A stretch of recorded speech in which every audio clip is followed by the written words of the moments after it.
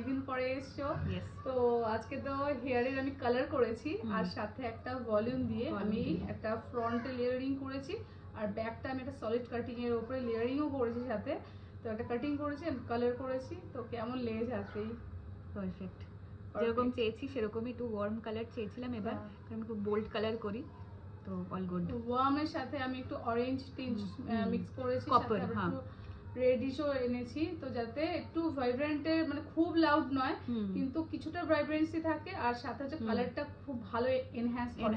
আর এই কালারটা তোমার কমপ্লেক্সনে কিন্তু খুব ভালো গেছে, মানে এনহ্যান্স করেছে কমপ্লেক্সন। আমি এরকমই কিছু চাইছিলাম বিকজ আমি অনেকদিন পরে কালার করছি, মানে প্রায় 1 বছর পরে আমি মনে হয় কালার করছি। তো আই ওয়ান্টেড সামথিং একটু ওয়ার্ম থাকবে এন্ড মানে স্কিন টোনের সাথে যাতে ম্যাচ করে। হ্যাঁ, তো এটা তোমার স্কিন টোনটা অনেকটা এনহ্যান্স করছে। তো ভালো লেগেছে তো? Thanks, most welcome.